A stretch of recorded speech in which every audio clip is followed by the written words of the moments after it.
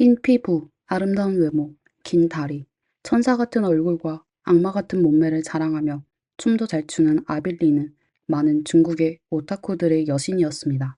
그런데 이런 많은 여성들이 부끄러워할 정도로 완벽한 외모를 가진 그가 사실은 여장남자였다는 사실이 밝혀졌습니다. 2021년 3월 28일 중국 인플루언서 아빌리는 자신의 웨이보에 이제 진짜 여자가 되었다는 글을 올리며 당일 트렌드에 올라 대대적인 논란을 일으켰습니다. 성별 인식 장애를 가진 이 인플루언서가 정말로 성전환 수술을 받은 것일까요? 여장 대왕에서 진짜 여성으로 변신하며 전 세계에서 반대의 목소리를 들었던 그가 어떻게 자신의 팬을 얻게 되었을까요? 안녕하세요. 여기는 미스터리 수사국입니다. 오늘 영상의 주인공은 성별을 구별하기 힘든 인플루언서 아빌리입니다. 아빌리는 2002년 중국 신장 우르무치에서 태어나 어린 시절부터 세 번의 이름을 바꾸었습니다. 처음에는 왕자 호이, 그 다음에는 왕자 페이, 현재는 왕위웨이라는 이름을 사용하고 있습니다. 이름이 바뀌는 과정만 봐도 그는 자신의 성별인식에 대한 변화를 엿볼 수 있습니다. 아빌리는 어릴 때 부모가 이혼했고 어머니와 함께 자라면서 어려운 시절을 보냈습니다. 아빌리는 자신이 어릴 때부터 성별인식 장애가 있었으며 마음속 깊은 곳에서 자신이 여자라고 느꼈다고 말했습니다. 또래의 남자아이들이 울트라맨이나 자동차 장난감을 가지고 놀 때 아빌리는 여자아이들과 집 놀이를 하고 여자아이들만의 작은 그룹에서 바비 인형을 가지고 놀거나 미소녀 전사 같은 만화를 보며 시간을 보냈습니다. 어린 시절의 취미 활동도 다른 남자아이들과 달랐습니다. 대부분의 남자아이들이 농구나 태권도와 같은 활동을 선택하는 반면 아빌리는 춤을 배우기 시작했습니다. 이 춤은 이후 그가 유명해지는 데 중요한 역할을 했습니다. 아빌리의 인플루언서로서의 여정은 미파이라는 플랫폼에서 시작되었습니다. 처음에는 미용 블로거로 활동하며 남성의 화장 과정을 방송했습니다. 대부분의 미용 블로거들이 여성인 점을 감안하면 아빌리는 많은 주목을 받았죠. 가끔 케이팝 여자 그룹의 춤을 커버하는 영상을 올리기도 했으며 그의 커버 댄스 영상은 단순한 춤뿐만 아니라 재미있는 뮤직비디오 형식으로 만들어져 많은 관객을 끌어들였습니다. 당시 미파이에서 70만 명 이상의 팔로워를 보유하며 소규모의 유명 인플루언서로 자리 잡았습니다. 아빌리가 유명해졌을 때는 아직 중학생이었다고 합니다. 그의 학교와 친구들은 그에게 우호적인 태도를 보였으며 여장을 하고 춤을 추는 것에 대한 괴롭힘이나 악성 공격은 없었다고 합니다. 이후 틱톡이 등장하면서 아빌리도 그에 맞춰 계정을 만들고 당시 유행하던 제스처 댄스 영상을 올렸습니다. 하지만 그 영상 이후 그는 틱톡에서 활동을 계속하지 않았고 주로 이미 많은 팬을 보유하고 있던 미파이를 주요 활동 플랫폼으로 사용했습니다. 2018년 중반 아빌리는 틱톡 플랫폼에서 정식으로 입점하여 그를 빠르게 유명하게 만든 영상을 게시했습니다. 학교 운동장에서 교복을 입고 트와이스의 What is Love를 커버한 영상으로 순수한 캠퍼스 여신 이미지와 재미있는 물음표 댄스가 그에게 큰 인기를 끌었습니다. 이 영상에 끌린 많은 관객들이 그의 팬이 되었고 키가 크고 늘씬한 아빌리는 평범한 교복을 입었을 때도 그저 눈에 띄었습니다. 댓글에서는 종종 이런 말이 등장했습니다. 중국의 교복이 아니라 교복을 입은 내가 웃긴 거다. 그 이후로 아빌리는 틱톡에 자주 커버 댄스 영상을 올렸습니다. 현아, 블랙핑크, 에이핑크와 같은 인기 아이돌들의 곡을 커버하는 것이 그의 주된 콘텐츠였습니다. 아빌리는 특히 현아를 좋아하며 자신을 실버 아빌리라고 칭하기도 했습니다. 그의 댄스 장소는 광장, 거리, 옥상 등 다양했으며 댄스 동작은 깔끔하고 빠르며 여자 아이돌들 못지않았습니다. 그의 뛰어난 외모와 춤 실력 덕분에 많은 남성 팬들이 그의 성별을 알기 전까지 그를 자신의 여신으로 여기기도 했습니다. 하지만 아빌리의 진짜 성별이 밝혀졌을 때 많은 남성 팬들은 크게 충격을 받았고 진짜 성별을 받아들이지 못하는 팬들이 많았습니다. 영상 속에서 아빌리는 섹시하면서도 순수한 이미지였기에 어떻게 그가 남성일 수 있는지 의문을 품은 팬들도 있었습니다. 하지만 아빌리가 짧은 머리와 남성 복장을 한 영상을 올린 후 팬들은 이 사실을 받아들일 수밖에 없었습니다. 물론 그 후 많은 논란이 일었고 댓글란에는 너는 남자야 같은 공격적인 말들이 등장하며 아빌리에게 큰 상처를 주었습니다. 또한 일부 사람들은 그가 여장을 하며 주목을 끌고 심지어 불쾌한 행동을 할 것이라고 의심하기도 했습니다. 2019년 아빌리의 한 영상이 큰 논란을 일으켰습니다. 영상 속에서 아빌리는 여자 옷을 입고 여자 화장실에서 나오는 장면을 찍었고 이 행동이 많은 사람들의 불만을 샀습니다. 사람들은 그가 외모상으로 여자처럼 꾸미고 자신이 여자로 느끼는 것과는 별개로 생리적으로는 여전히 남성이라는 점을 지적하며 여자가 아닌 사람이 여자 화장실에 들어가는 것은 여성에 대한 불경스러운 행동이라고 비판했습니다. 이후 아빌리는 실제로 화장실 안으로 들어간 것이 아니라 인 복도에서 문 앞에서만 영상을 촬영하고 곧바로 떠났다고 해명했습니다. 같은 해 아빌리가 방송 중 발생한 사고로 다시 한번 논란의 중심에 섰습니다. 그가 방송에서 최근 몸이 아프고 생리기간이라며 배가 아프다고 언급했을 때 시청자들은 물론 방송을 함께한 여성 진행자까지 충격을 받았습니다. 생리적인 문제는 여성에게만 해당된다고 여겨지는 상황에서 남성인 아빌리가 생리기간을 언급한 것에 대해 많은 사람들이 그를 비난하며 여성에 대한 존중이 없다고 말하였습니다. 아빌리는 그저 배가 아픈 것을 생리통이라고 비유적으로 표현한 것이라며 악의가 없다고 해명했지만 그 해명은 많은 네티즌들에게 받아들여지지 않았습니다. 나이가 들고 신체 발달이 진행되면서 아빌리의 남성적인 특징이 점점 더 뚜렷해졌습니다. 뼈가 더욱 굵어졌고 예전처럼 섬세한 인상을 주지 않게 되었습니다. 아빌리는 스스로 식욕이 적고 평소 적게 먹으며 175cm의 키에 비해 체중은 50kg에 불과하다고 주장했지만 그럼에도 불구하고 그의 골격은 과거보다 훨씬 더 크게 느껴졌고 그로 인해 더 이상 남녀를 구별하기 힘든 섬세한 인상은 사라졌습니다. 이로 인해 악플도 점점 더 많이 쏟아지게 되었습니다. 생리기간 사건 이후 아빌리는 한 달 동안 온라인에서 모습을 감추었습니다. 하지만 2021년 3월 28일 1000만 명 이상의 팬을 보유한 유명한 여장 인플루언서가 갑자기 웨이보를 통해 자신이 성전환 수술을 받았다고 공식 발표하며 진정한 여성으로 태어났다고 고백했습니다. 그는 그동안의 여자 화장실 사건과 생리기간 논란에 대해서도 해명했습니다.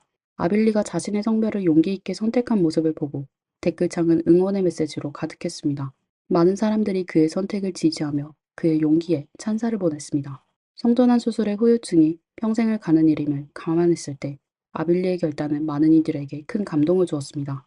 이 공개는 큰 화제가 되어 트렌드에 올라 글을 읽은 사람들의 수가 6억 명을 넘기기도 했고 이는 아빌리에게는 완전한 대세가 된 순간이었습니다. 그러나 얼마 지나지 않아 몇 명 신중한 네티즌들이 아빌리가 설명한 내용의 진실성에 의문을 제기하며 관련 증거를 제시하기 시작했습니다. 그들은 아빌리가 공개한 성별 변경 신청서가 그의 본인이 아니라 인터넷에서 유출된 이미지를 도용해 수정한 것이라고 주장했습니다. 또한 그는 신분증에 위구르어가 없는 점을 들어 그의 신분에 의문을 제기했으며 이 역시 큰 결점으로 지적되었습니다. 그 후 아빌리가 올린 주사 및 주입 치료 사진 역시 가짜라는 사실이 밝혀졌습니다. 이 소식이 퍼지자 당시 그를 지지했던 팬들 사이에서 반발이 일기 시작했습니다. 이로 인해 반 아빌리를 주장하는 가짜정보 추적 운동이 전 네티즌들 사이에서 큰 논란을 일으켰습니다. 여론의 압박을 받은 아빌리는 자신의 부계정에서 논란에 대해 해명하려 했지만 그 또한 큰 논란을 일으키게 됐죠.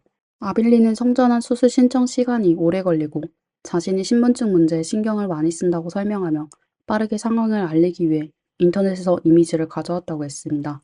그는 자신이 신청 중인 상태이며 결국엔 수술을 완료할 것이라고 말했습니다. 하지만 그 후 사실이 밝혀지면서 진짜 여자가 되는 것은 상담과 준비 과정에 불과했다고 드러났습니다. 그는 나는 사람들을 다 좋아하게 만들 수는 없다 라는 말을 덧붙이며 큰 동정을 얻으려 했으나 이런 변명은 네티즌들에게 큰 반감을 샀습니다. 많은 사람들은 그가 LGBT 관련 혜택을 얻으려는 거짓말쟁이로 보았고 팬들의 신뢰를 얻기 위해 성전환을 속여서 유입된 트래픽을 추구하려 한다고 비난했습니다. 네티즌들의 비난이 계속되자 아빌리는 부계정의 내용을 삭제하고 주요 계정은 평온한 상태로 두며 더 이상 대응하지 않기로 했습니다. 대부분의 네티즌은 그가 실제로 성전환 수술을 받을 것이라고 믿지 않았습니다. 성전환 수술은 간단한 수술이 아니었기 때문이죠. 더군다나 2월에 잠시 모습을 감추었던 아빌리가 자신의 웨이보에 우울증 진단서를 올리며 심한 우울증을 앓고 있다고 밝혔는데 이 정신적 상태로는 성전환 수술을 받을 수 없다는 점에서 더욱 의문을 가졌습니다. 과거의 성전환 수술 사례를 보면 수술 후에는 생리적으로, 심리적으로도 적응 기간이 필요합니다. 많은 사람들이 성별을 바꾸고 싶어 하지만 실제로 자신이 원래 성별로 돌아가는 것을 받아들이지 못하는 경우가 많습니다. 현재 아빌리는 점점 더 성형에 빠져들고 있으며 성형 중독에 가까운 상태로 보입니다. 순수하고 섹시한 여신 이미지에서 점점 더 실리콘과 플라스틱처럼 변해가고 있으며 그의 외모는 점점 극단적인 미적 축으로 비판받고 있습니다. 이로 인해 그는 중국판 반남규라는 별명을 얻었고 그의 영상 내용과 메이크업 스타일도 반남규와 점점 더 비슷해지며 두 사람의 사진을 나란히 놓고 보면 구별하기 어려울 정도입니다. 아빌리는 자신이 자주 네티즌들로부터 여자처럼 보이지 않는다는 말을 듣고 외모에 대한 자존감이 낮아져 성형을 선택했다고 해명했습니다. 그는 더 많은 사람들이 자신을 받아들이고 조금 더 여성스럽게 보이기를 원했다는 점을 강조했습니다. 하지만 한때의 오타쿠 남신 이미지나 팬들이 사랑했던 모습은 이미 사라졌고 그의 변화를 비판하는 사람들이 많아졌습니다. 아빌리의 행동을 비판하는 이들은 그가 여장대왕이라는 이름으로 남성 팬들에게 접근하며 종종 남성 팬들을 위한 소프트 포르노적인 콘텐츠를 제작해왔다고 주장했습니다. 한때 아빌리가 청춘 유니 3에 참가할 것이라는 소문이 돌았지만 아빌리는 자신이 남자 아이돌 그룹의 오디션에 참가하고 싶어 했으나 특수한 신분으로 인해 그럴 기회는 없다고 해명했습니다. 그는 자신이 여자라고 생각했지만 남자 아이돌 그룹에 참여하고 싶어하는 부분에서 모순적인 모습도 보였습니다. 자신의 선택을 추구하는 것은 잘못이 아니지만 여러 번 대중을 속인 행동은 비판받아 마땅합니다. 그의 여러 논란에도 불구하고 여전히 많은 팬들을 끌어들이고 있는 것은 사실입니다. 성별에 대해 자유로운 선택을 존중하는 시대에서 대부분의 네티즌들이 아빌리에게 비판적인 의견을 가진 이유는 그의 거짓말과 대중의 신뢰를 한 번 또 한 번 배신했기 때문이죠. 결국 아빌리의 영상은 일부 사람들에게 시각적으로 즐거움을 주지만 그가 반복적으로 보여준 신뢰를 훼손한 것은 그에게 큰 부담이 되었습니다. 그렇다면 여러분은 아빌리의 행동을 어떻게 생각하시나요? 오늘 아빌리의 이야기는 여기서 마칩니다. 만약 다른 유명인에 대한 이야기가 궁금하다면 댓글로 알려주세요. 그럼 다음에 또 만나요. 이건 2022년 8월에 찍은 사진입니다. 세실리아는 신나고 행복해하며 이 사진을 온라인에 공유하였습니다. 그녀와 남자친구 세나는 2개월 후에 혼인신고를 했지만 불과 4일 만에 이혼 절차를 진행하기 시작했습니다. 세실리아의 가족들은 두 사람이 이혼한다는 사실을 들어본 적이 없어 아주 놀랐습니다. 뿐만 아니라 신혼부부는 여전히 함께 살고 있으며 심지어 모든 친척과 친구들에게 청첩장을 보냈습니다. 결혼식은 연기되었는데 세실리아 가족은 결혼식 준비가 너무 성급하게 진행되어 신혼부부 양측이 그 당시에 결혼식 준비에 불만인 것으로 알고 있었습니다. 며칠 뒤 세실리아는 세나와 함께 여행을 가려고 하였습니다. 그들은 2023년 6월 1일에 출발했는데 이번 여행 이후 두 사람 전부 집으로 돌아오지 못했습니다. 안녕하세요. 미스터리 수사국입니다. 오늘의 사건은 아르헨티나에서 발생하였습니다. 사건은 마치 동화 같았는데 신데렐라가 왕자를 만난 이야기라고 할 수 있습니다. 다만 왕자는 신데렐라를 사랑하지 않았으며 신데렐라를 불에 태워 왕자는 결국 감옥에 가게 되었습니다. 1995년 세실리아가 태어났는데 그녀의 어머니는 세실리아를 애지중지하게 키웠습니다. 어머니가 임신에 어려움이 있었고 딸을 임신했을 때 자세가 비정상적이어서 세실리아는 6개월 만에 출산하게 되었습니다. 다행히 세실리아는 완강하게 살아남았습니다. 하지만 세실리아의 아버지는 딸을 소중히 여기지 않았는데요. 그는 술과 밀수품에 푹 빠지게 되어 딸을 달래기보다는 와인 2잔씩 마시는 걸 즐겼습니다. 그는 심지어 딸이 울고 있을 때 화를 내며 저항할 수 없는 아이에게 손을 대기도 하였습니다. 세실리아의 어머니는 남편의 행동을 더 이상 참을 수 없어 이혼을 선택하였습니다. 그리고 그녀는 딸을 보호하기 위해 전 남편에게 생활비 요구하는 것을 포기하고 혼자 열심히 노력하여 딸을 키웠었습니다. 이렇게 세실리아는 조용하지만 지는 걸 싫어하는 소녀로 자라게 되었습니다. 그녀는 국립과학기술대학교에 입학하여 컴퓨터 과학과정을 전공하여 졸업 후에 고객 서비스 상담원 일을 하게 되었습니다.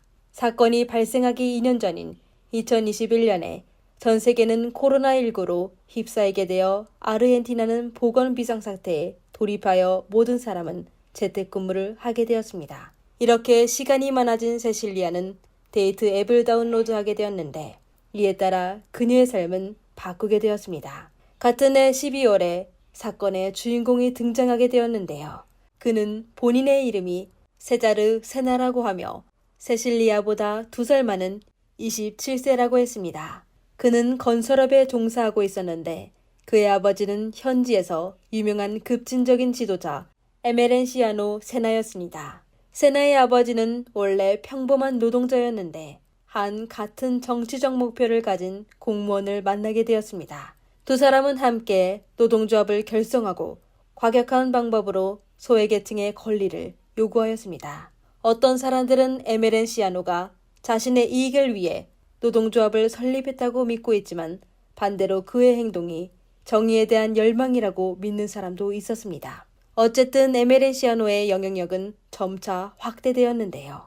몇 년 후 그는 드디어 존경받는 정치인이 되어 차코 지방 경계에 자신의 산업을 소유하게 되었습니다. 그곳은 그의 이름으로 지어진 한 마을인데 약 30만 제곱미터의 면적에 400채가 넘는 주택이 있으며 학교와 도서관 그리고 보건소와 운동장 등이 있었습니다. 그의 아내 마르셀라도 역시 개성이 강한 여자였는데요. 그녀는 어릴 때부터 여성운동을 지지하며 대중 앞에 나서는 걸 좋아했으며 다양한 정치 활동에 열심히 참여했습니다. 세나는 이런 정치적 가문에서 태어나 그의 비전과 생각은 세실리아가 접한 세계와 완전히 달랐습니다. 세실리아의 단순함은 세나에게 깊은 인상을 남겼는데요. 계급 차이가 심한 두 사람이 이렇게 만나게 되었습니다. 세실리아는 자신의 SNS에 세나를 나의 왕이라고 불렀습니다. 2022년 8월 세실리아와 남자친구와 나들이 하던 중 세나는 한쪽 무릎을 꿇고 벨벳 상자에서 반지를 꺼내 여자친구에게 프로포즈했습니다. 세실리아는 이에 매우 놀라며 기뻐했습니다. 그녀의 엄마는 전에 딸과 남자친구의 차이가 너무 크다고 경고한 적이 있었지만 세실리아는 여전히 두 사람이 잘 어울린다고 생각했습니다. 사실 그때까지만 해도 두 사람은 서로를 사랑했었습니다. 같은 해 10월 24일에 두 사람은 공중사무소로 가 혼인신고를 하였습니다. 세실리아는 환하게 웃으며 현지 전통에 따라 행운을 상징하는 파란색 코트를 입고 있었으며 그녀의 가족과 가장 가까운 친구들도 그 자리에 참석했습니다. 그들은 심지어 세실리아의 애완견까지 현장에 데려가 모두 신혼부부의 주위에 모여 그들을 축하했습니다. 하지만 세나의 주변에는 가족이나 친구가 한 명도 없었습니다. 신부는 아직 전염병이 끝나지 않아 신랑 가족이 당분간 외출하는 게 불편하다고 설명하여 세나의 당황함을 덜어줬습니다. 그 후 신혼부부는 결혼 생활을 즐기기 시작했는데요. 그들은 경제적 능력이 없어 일단 새 집을 구입하지 않고 세실리아의 고모집에서 살기로 하였습니다. 고모는 신혼부부를 매우 열정적으로 초대하였는데요. 그녀는 그들에게 두 사람의 시간을 보낼 수 있는 시간과 공간을 마련해 주었습니다. 하지만 시간이 갈수록 그녀는 신혼부부가 이상한 문제가 있다는 걸 깨닫게 되었습니다.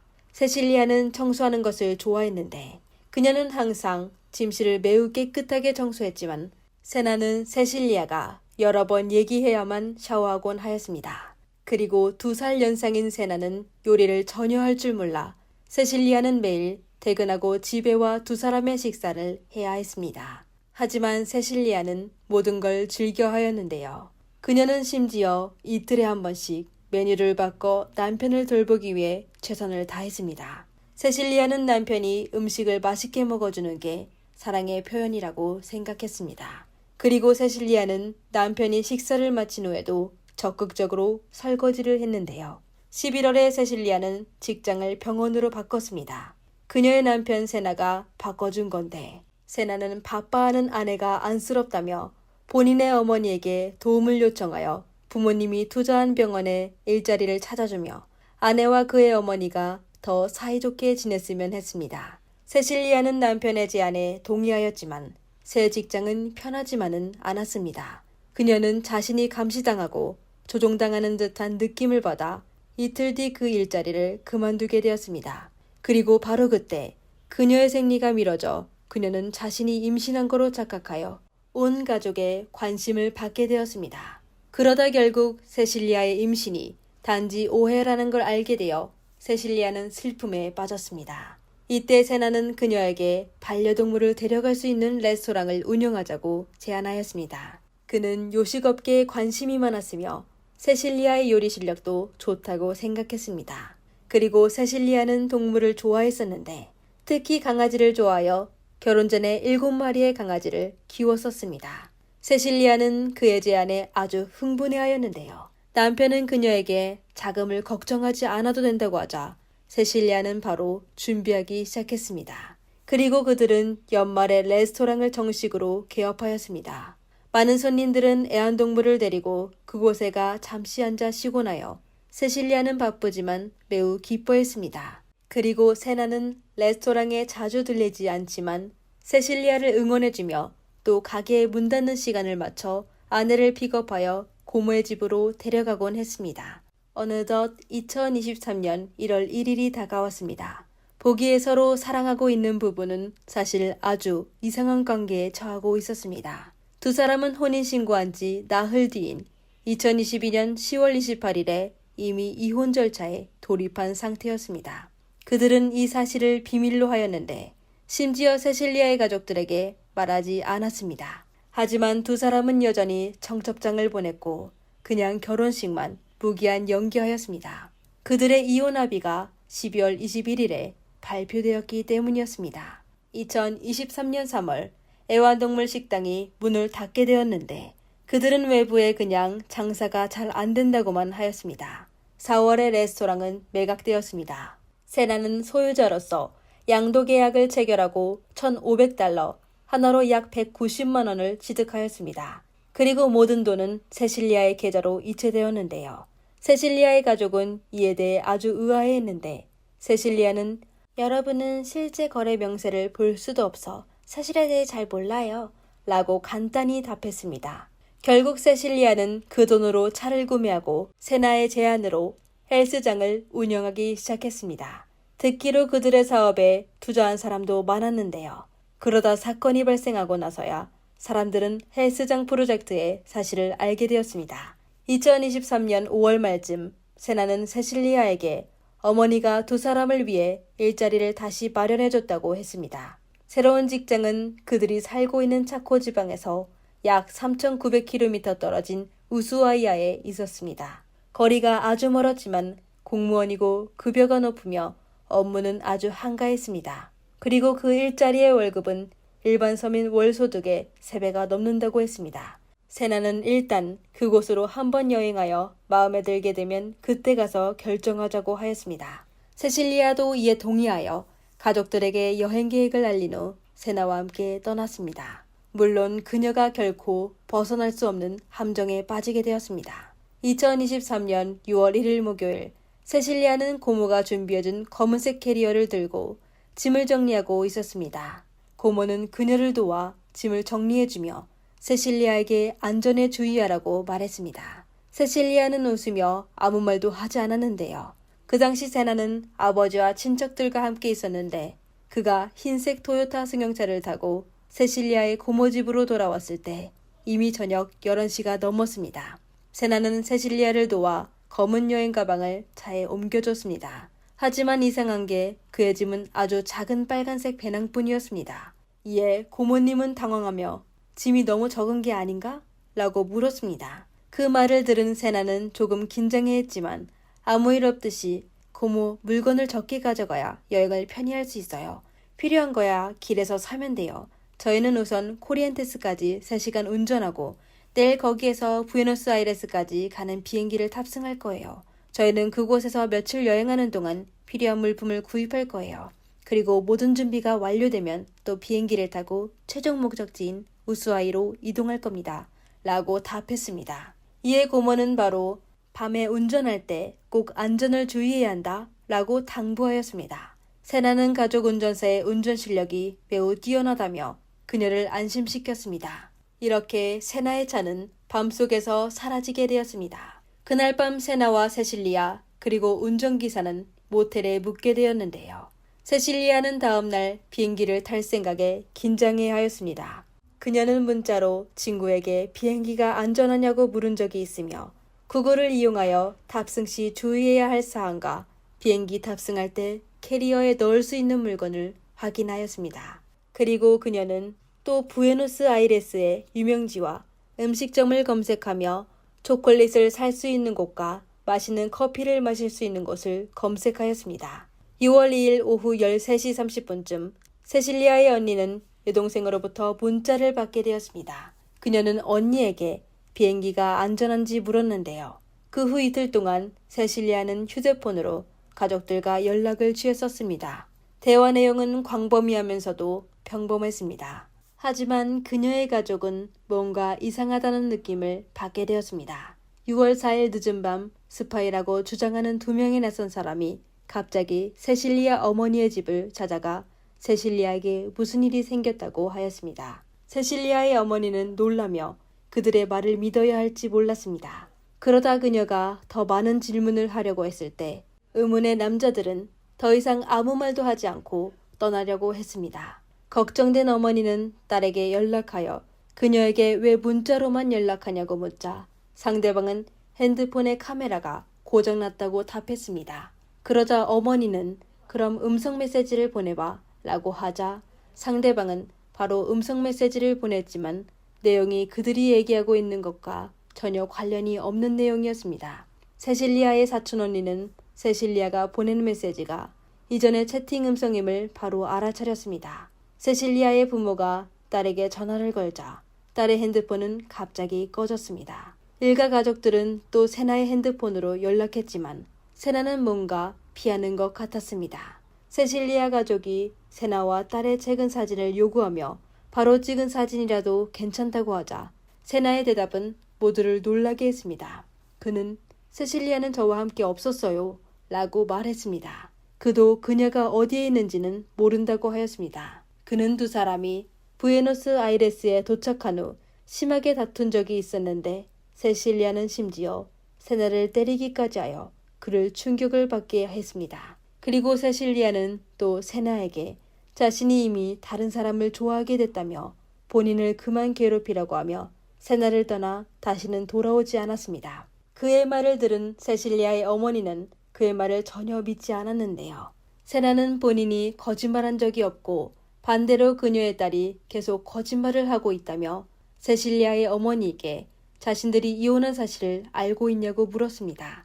어머니는 딸이 이혼했다는 사실을 알게 되자 매우 놀랐습니다. 이때 세실리아의 언니가 경찰에 신고하자고 제안하자 전화 속 세나는 아무 말도 하지 않았습니다. 그녀는 전화를 끊고 다시는 세나의 가족과 연락하지 않았습니다. 세실리아가 고모집을 떠나고 5일 후인 2023년 6월 6일에 그녀의 가족은 경찰에 신고했습니다.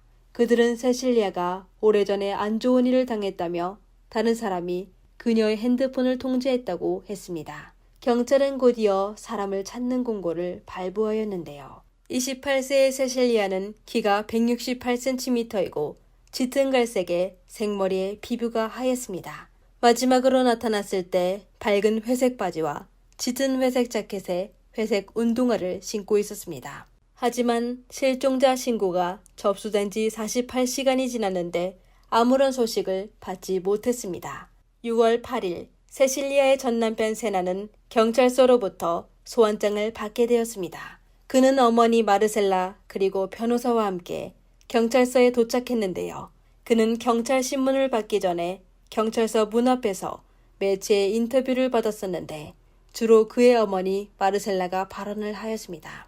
우선 그녀는 아들의 결혼 사실을 부인하며 세실리아는 아들의 일반 친구일 뿐이라고 말했습니다. 그리고 그녀의 아들 세나가 겨우 19살일 뿐이라 28세의 여성과 결혼할 수 없다고 하며 모든 게 전부 여자의 사기였다고 했습니다.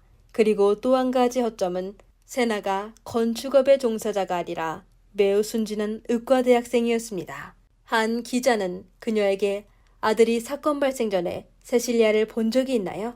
그는 지금까지 마지막으로 세실리아를 본 사람으로 알려졌죠? 라고 물었습니다. 이에 세나의 어머니는 맞습니다. 하지만 저도 그녀를 마지막으로 본 사람입니다. 라고 답했습니다. 어머니의 말에 따르면 세나가 세실리아와 함께 부에노스아이레스에 간 후 그녀도 일 때문에 그곳에 가게 되었습니다. 그녀는 세실리아가 아들과 다퉜었지만 두 사람이 갈라졌을 때 이미 진정을 되찾았다고 하였습니다. 이후 아들은 어머니와 함께 행사에 참석했고 세실리아는 연락이 두절되었습니다. 그들은 세실리아가 사고당한 게 계획적인 거라고 하였습니다. 알고 보니 인터뷰를 마친 후 10일 뒤인 6월 18일에 세나의 아버지가 국회의원 선거를 해야 했습니다. 그가 당선되는 걸 원하지 않는 사람은 분명 악독한 수단을 사용할 것입니다. 그리고 마르셀라도 다음 시장 선거에 참여할 계획이었습니다. 다시 얘기하자면 그들의 정치적 적들이 무고한 세실리아를 정치 싸움에 이끈 거라고 하였습니다. 이런 발언은 실종 사건을 정치 투쟁에 끌어올려 민중의 관심을 유발했는데요. 세실리아의 가족들은 세실리아가 어떻게 됐던 반드시 그녀를 찾아낼 거라고 하였습니다. 뭐라고 하던 세실리아를 데려간 사람은 세나였습니다. 이때 세나의 가족과 세나의 아버지를 지지하는 사람들은 항의하기 시작하며 세나 가족도 피해자라고 하였습니다. 그리고 경찰에게 세나만 조사하는 게 아니라 세실리아의 가족들도 조사해야 한다고 하였습니다. 이것뿐만 아니라 세나가 경찰 조사를 받게 되자 일부 언론 취재진은 세나 가족의 지지자로부터 녹화와 방송을 중단해달라는 요청을 받기도 했습니다. 그리고 누가 계속 녹화하려면 그들은 카메라를 빼앗아 테이프를 파괴하곤 하였습니다. 그들은 심지어 기자를 때리기도 했었는데요. 하지만 그들의 행동은 일반 민중의 분노를 불러일으켜 양측은 다투게 되어 현장은 혼란스러웠을 뿐만 아니라 경찰도 습격당하게 되었습니다. 지난 6월 9일 인권 성평등 사무국은 세실리아의 어머니를 대신하여 검찰에 소송을 제기했습니다. 그들은 세나의 가족이 매우 의심스럽다고 하였는데요. 세실리아의 고모는 세나의 가족, 특히 세나의 어머니는 세실리아를 아주 싫어했다고 증언하였습니다. 그들 부부가 처음 그녀의 집에서 살고 있을 때 세나의 어머니는 아들에게 여러 번 전화를 걸어 아들을 집으로 오라고 독촉했었습니다. 그러다 세나가 집으로 가기 싫다고 하자 그의 어머니는 운전기사를 보내 그를 데려갔습니다. 매번 세실리아는 아주 슬퍼했지만 어떻게 해야 할지 몰라 했습니다. 그리고 세나의 어머니는 일부러 문신을 하였는데 양팔의 한쪽에는 남편의 모습을, 다른 한쪽에는 아들의 모습을 새겼습니다. 세실리아의 또 다른 친구는 세실리아가 사건 한 달 전인 5월에 세나가 싸운 적이 있었는데 세나는 그녀에게 손을 댔을 뿐만 아니라 심지어 세실리아에게 사격 도구가 있다며 그녀의 온 가족을 숨지게 할 수 있다며 협박하며 세실리아에게 겁을 줬습니다. 어떤 사람은 세나의 SNS를 통해 6월 6일 그가 그의 어머니가 얘기한 것대로 한 행사에 참석했다고 했습니다. 행사 기간 세나는 아주 적극적으로 참여하였는데 세심한 네티즌들은 그의 목에 3개의 긁힌 자국이 있는 걸 발견했습니다. 그리고 이때 한 이름을 밝히기 싫은 또 다른 목격자는 지난 6월 2일에 차코에 있는 세나의 부모 집 앞에서 세실리아를 목격했다고 하였습니다. 이는 세나의 자백과 전혀 달랐는데요. 세나가 그 당시 두 사람이 차코에서 차로 3시간 떨어진 곳에서 비행기를 기다리고 있었다고 말했었습니다. 이렇게 경찰은 세나의 부모 집을 긴급 수색하기 시작했습니다. 그 당시 집에는 세나의 아버지만 있었는데 7시간 동안 집을 수색하게 되었습니다. 그러다 한 객실의 가구와 매트리스에서는 형광시약을 통해 붉은 체액의 흔적을 확인하게 되었습니다. 소문으로 세나의 가족은 한때 그 가구 세트를 다른 사람에게 선물로 주려고 했었습니다. 경찰은 또 불에 탄 지갑과 배낭, 의심스러운 날카로운 도구와 소형 폭발물, 그리고 하나로 1,830만 원 상당의 현금도 발견하였습니다. 세나의 아버지는 돈의 출처와 모든 일에 대해 말할 수가 없었습니다.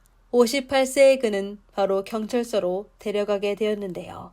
세나의 51세가 된 어머니 마르셀라도 경찰서로 불러가 조사받게 되었습니다. 그 당시 세나는 유학 중이었는데 집으로 돌아오지 않았으며 연락 두절되었습니다. 이에 경찰은 수배 영장을 발부하여 그는 연락이 끊긴 지 24시간 만인 6월 11일에 자수하였습니다. 그럼 세실리아는 어디에 있을까요? 사건의 과정은 어떻게 된 걸까요? 두 사람의 부부관계는 하나의 거래일까요? 그들이 운영하는 애완동물 가게와 헬스장에는 어떤 숨겨진 비밀이 있는 걸까요? 이에 대해 세나와 그의 가족은 침묵에 빠지게 되었습니다. 이후 경찰은 세나의 집에 설치된 CCTV와 이웃의 집에 설치된 CCTV를 합쳐 다음과 같은 정보를 입수하게 되었습니다. 6월 1일 세실리아는 세나와 집을 떠났는데요.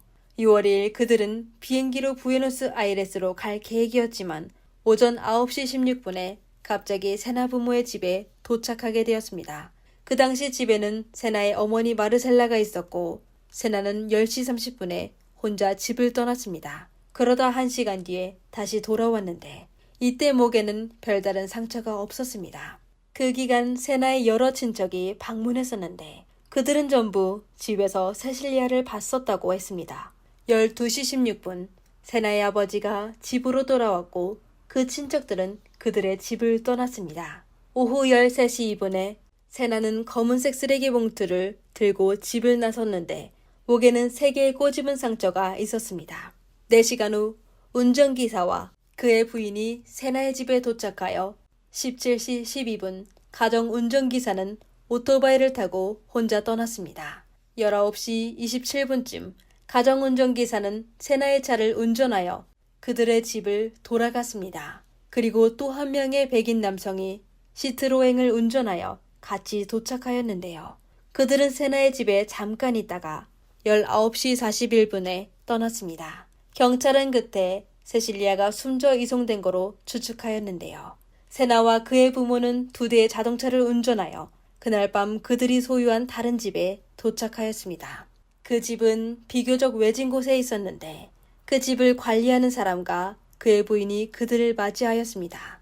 경찰은 추후 그곳을 수색하였는데 집 뒤편에 거의 폐기된 돼지우리에서 불에 탄 흔적을 발견하였습니다. 그리고 성인의 머리뼈도 발견하게 되었는데요. 경찰은 6월 말부터 세나의 아버지가 투자한 지역을 수색하기 시작하여 세실리아가 실종된 후 깔린 아스팔트 길을 수색했지만 아무런 유용한 단서를 발견하지 못했습니다. 하지만 그들은 마을 근처의 운하에서 불에 탄 여행 가방과 옷을 발견하게 되었습니다. 그것 외에 또 세실리아의 약혼 반지로 추측된 반지와 귀걸이 한 쌍, 또 목걸이 펜던트, 이어폰과 작은 관절을 찾아냈습니다.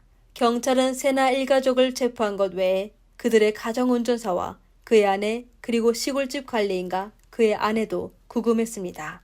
그 질문에 가장 먼저 대답한 사람은 운전기사였는데요. 6월 2일 세나는 갑자기 그에게 자신을 공항에 데려갈 필요가 없다고 하며 직접 차를 운전하여 세실리아와 함께 떠났습니다. 그러다 오후가 되었을 때 운전기사는 세나의 부모 집으로 가라는 지시를 받았습니다. 그가 집으로 들어갔을 때 세실리아는 이미 바닥에 쓰러져 있었으며 세나 가족도 운전기사의 부인에게 현장 청소를 도와달라고 부탁했었습니다. 시골집 관리인도 세실리아가 입에 재갈을 물린 채 그곳으로 이송되었다고 하였습니다. 시골집 관리인 부인은 그 당시 집에서 옷을 다림질하고 있었는데 무슨 일이 일어나는지 몰랐다고 했습니다. 하지만 그들은 세나의 부모가 며느리를 매우 싫어한다는 소문을 들었었다고 했습니다. 그리고 많은 돈이 있는데 아들에게만 물려주고 싶다고 하였습니다. 이때 세나의 어머니 마르셀라도 진술하기 시작했는데 그녀는 세실리아가 세상을 떠났다는 걸 거의 확인했습니다. 그녀는 갑자기 한방에서 뭔가를 보았습니다. 세실리아인 줄 알고 겁이 났지만 나와는 아무 상관도 없습니다. 라고 하였습니다. 이 말을 하고 나서 그녀는 잠시 단식하기도 했습니다. 해당 사건의 심리는 2024년 초에 진행될 예정입니다. 한 가지 주의해야 할 점은 현재까지 세나 일가의 영향력은 여전히 큽니다. 세나의 아버지는 현 차코 주지사와 매우 가깝게 지냈는데 주지사는 16년째 재직 중이었습니다. 지금도 DNA 테스트 중인데 소각된 모든 증거물의 주인이 누구인지 확인할 수 있을지 모르겠습니다. 오늘의 영상은 여기서 마칩니다. 이번 사건에 관심이 있는 시청자께서는 2024년에 결과를 지켜봐도 좋을 것 같습니다. 영상을 재미있게 보셨다면 좋아요와 구독 부탁드리겠습니다. 다음 영상에서 또 뵙겠습니다. 안녕하세요. 미스터리 수사국입니다. 2014년 10월 4일 저녁 마커스 볼케의 아내는 며칠째 실종되었지만 마커스는 그녀를 찾으려는 조급함 대신 집에서 커다란 냄비에 고기를 끓이는데 열중하고 있었습니다. 집안의 물건들은 어지럽게 흩어져 있었고 바닥에는 붉은 액체가 흥건했습니다. 커다란 냄비에서는 김이 모락모락 피어오르고 있었는데요. 마커스는 익힌 고기를 건져내 전기 오븐에 넣고 조리하려고 했지만 전선이 합선되어 집에 전기가 끊겼습니다. 마커스는 비닐봉지에 담긴 다진 고기가 썩기 시작하는 걸 보고 빨리 처리해야 한다고 생각했습니다. 그는 망설임 끝에 24시간 전기수리 서비스 센터에 전화를 걸었습니다. 당직 근무 중이던 정기기사는 얼마 후 마카스의 집에 도착하여 그의 집 안으로 들어갔는데 순간 이상함을 느끼게 되었습니다. 마커스의 집에는 뭔가 썩은 듯한 냄새가 가득했는데요. 이에 마커스는 자신이 요리사이고 돼지고기 수프를 끓이고 있어 집안에 냄새가 나게 되었다고 설명했습니다. 하지만 정기기사는 그 냄새가 돼지고기라기보다 끔찍한 부패 냄새 같다는 느낌을 받았습니다. 집안에는 전기가 끊겨 어둡고 컴컴했는데요. 전기기사는 손전등을 들고 조심스럽게 앞으로 나아갔습니다. 발을 내디딜 때마다 바닥에 삐걱거리는 소리가 들려 머리가 쭈뼛해졌는데요. 희미한 불빛 아래에는 전기기사는 커다란 냄비, 국자와 고무장갑, 그리고 표백제 한 병이 있었습니다. 도구들은 그냥 고기 수프를 만드는데 사용되는 것 같지 않았습니다. 게다가 집안에 강한 표백제 냄새와 썩는 고기 냄새가 섞여 요리라고는 상상할 수 없었습니다. 냄비에 끓고 있는 것이 돼지고기가 아니라는 생각에 전기기사는 공포에 질려 전기를 수리한 후 핑계를 대고 서둘러 그의 집을 나섰습니다. 그리고 바로 아파트 관리인에게 연락하여 마커스의 집에 문제가 있다고 알렸습니다. 아침 8시 15분 아파트 관리인은 직원들과 함께 마커스의 집 문을 두드렸는데요. 마커스는 그들이 들어오는 것을 거부하며 개인정보 침해라고 주장하며 아파트 관리인이 꼭 들어와야 한다면 일주일 전에 미리 통보해야 한다고 말했습니다. 아파트 관리인은 화를 내며 전기 고장은 안전 문제이기 때문에 예약 없이 들어갈 수 있다고 반박하여 마커스는 어쩔 수 없이 문을 열어주게 되었습니다. 마커스의 집안은 어지럽고 여러 곳이 파손되어 있었는데 가장 중요한 건 바닥과 카펫에 붉은 액체가 흥건하게 묻어 있었습니다. 아파트 관리인이 충격에 휩싸인 모습을 보게 된 마커스는 서둘러 본인이 손을 베어서 생긴 붉은 액체라고 설명했는데요. 아파트 관리는 더욱 불안해졌지만 아무렇지 않게 그의 집을 나와 즉시 경찰에 신고했습니다. 경찰은 10분도 채 되지 않아 아파트 현관에 도착했는데 마침 외출하는 마커스를 만나게 되어 복도에서 이야기를 나누기 시작했습니다. 마커스는 분명 경찰이 자신의 집에 들어오는 것을 원하지 않는 눈치였습니다. 이에 경찰은 더욱 의심스럽게 되어 집 안으로 들어가려고 고집했습니다. 마커스는 얼굴이 변색되더니 집에 개를 키우고 있다며 그들이 들어오려면 우선 개를 묶어 놓아야 한다며 그렇지 않으면 개가 놀라게 될 거라고 했습니다. 경찰은 마커스의 요구에 아무 생각 없이 그가 집으로 들어가게 했는데요. 마커스는 즉시 집으로 들어가 문을 잠갔고 집안에서는 희미한 금속성 소리가 들렸습니다. 경찰은 마커스가 개 우리를 닫는 소리라고 생각했지만 아파트 관리인의 남편이 달려와 경찰에게 큰 소리로 마커스가 창문으로 도망쳤다고 외쳤습니다. 몇 명의 경찰이 마커스를 추격하는 동안 나머지 인원은 마커스의 집을 수색하기 시작했습니다. 부엌 바닥에는 커다란 금속 냄비가 놓여 있었고 냄비 안에는 알 수 없는 액체가 가득 차 있었습니다. 액체에서 사람의 두 발이 나와 있었고 주변에는 붉은 액체가 흥건했습니다. 몇 분 후 경찰은 세탁기에서 검은색 큰 쓰레기 봉투를 발견했는데요.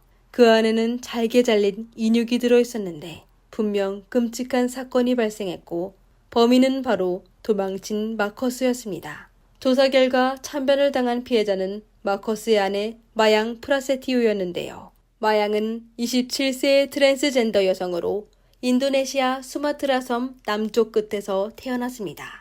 어린 시절 그녀는 페블이라는 이름의 남자아이였으며 2명의 여동생과 함께 자랐는데요. 하지만 그녀는 두 여동생보다도 여자아이처럼 보였고 성장 과정 내내 여성과 더 친했습니다. 마양은 자신이 남자의 몸에 갇힌 여자라고 말했는데요.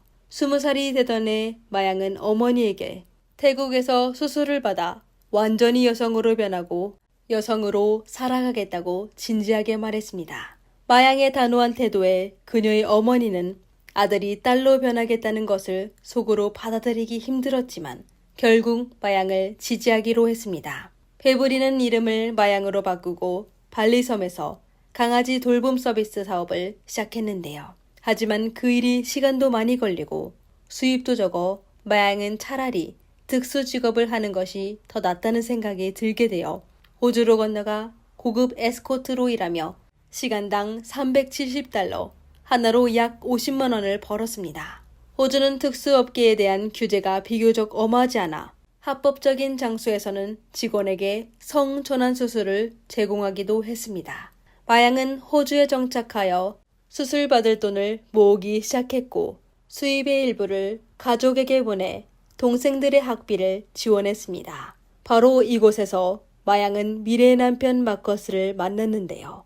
마커스 역시 마양과 같은 특수 직업을 가진 사람이었으며 호주의 발라렛 교회에서 자랐습니다. 그는 영리하고 내성적이었으며 유도 검은띠 소유자였습니다. 마커스의 친구들은 그가 성격이 나쁘다고 평가했는데요. 그는 건강을 아주 중요하게 생각하여 담배도 피우지 않고 술도 마시지 않았으며 평소에 영양학과 피트니스에 관심이 많았습니다. 마커스에게 폭력적인 성향이 있다는 징후는 전혀 없었는데요.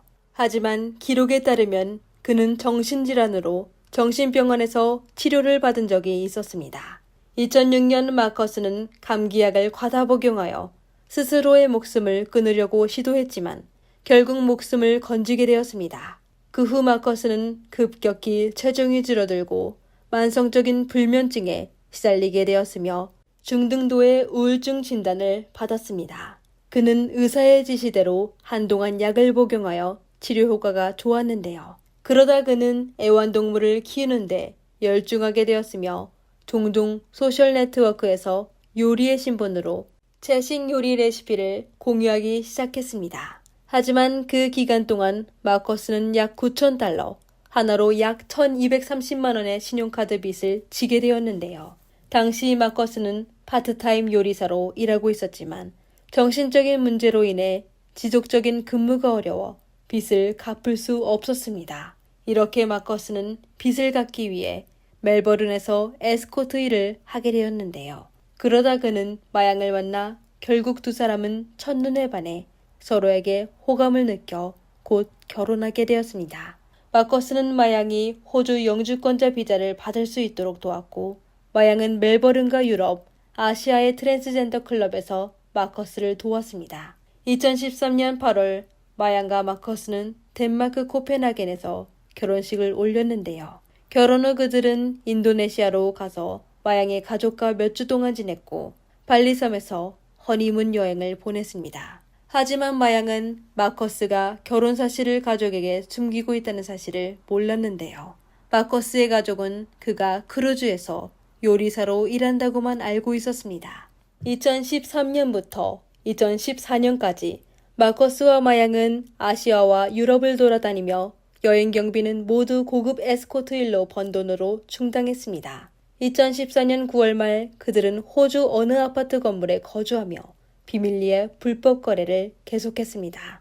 아파트는 새로 리모델링 되었고 건물 옆에는 거대한 임대 현수막이 걸려 있었으며 세입자들이 차례로 입주하고 있었습니다.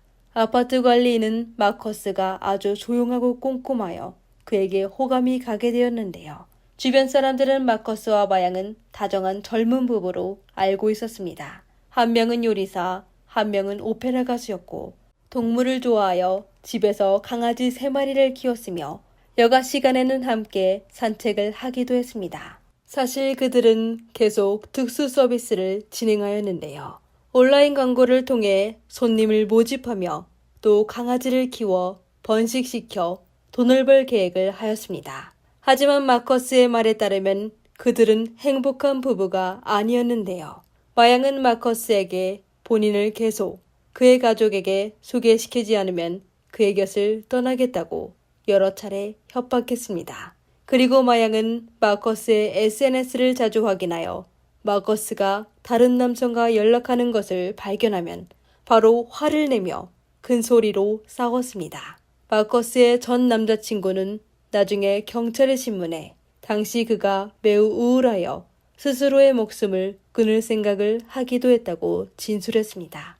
2014년 10월 2일 오후 마커스는 손님과 함께 산책을 하던 중 마양의 전화를 받았습니다. 마양은 전화로 큰 소리를 외치며 욕설을 퍼부었는데요.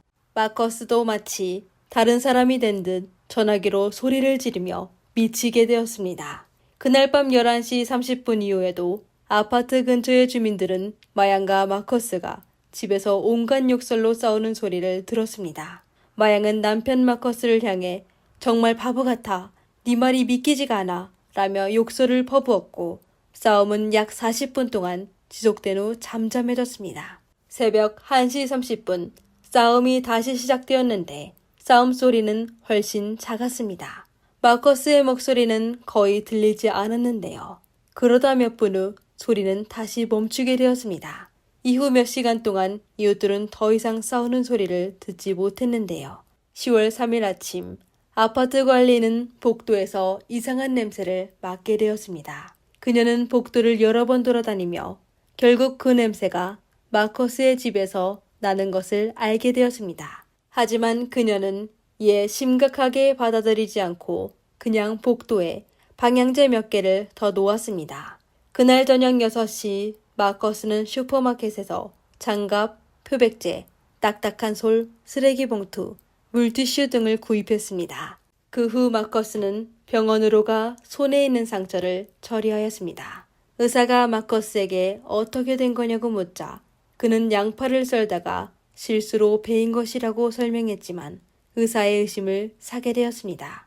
마커스 손에 있는 상처는 꽤 깊었는데 야채를 썰다가 베인 상처처럼 보이지 않았습니다. 마커스는 잠깐 망설이다가 전날 밤에 여자친구와 싸우다 여자친구가 흉기를 휘둘러 자신을 위협했는데 그는 흉기를 빼앗다가 손이 다치게 된 거라고 설명했습니다. 밤 9시 30분쯤 마커스는 붕대를 감고 병원에서 나왔는데요. 다음날 아침 마커스는 전날과 다른 슈퍼로 가 날카로운 고기칼을 구입했습니다.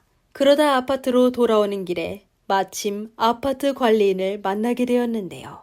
관리인은 마커스에게 복도에서 냄새가 난다며 집 청소를 하라고 했습니다.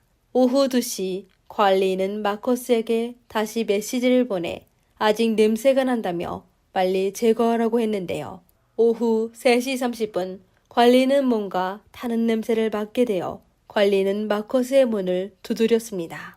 마커스는 마치 막 귀가한 모습이었는데 그는 잠시 외출했는데 실수로 불 끄는 것을 잊어 냄비에 끓이던 수프가 타게 되어 냄새가 난다고 말했습니다.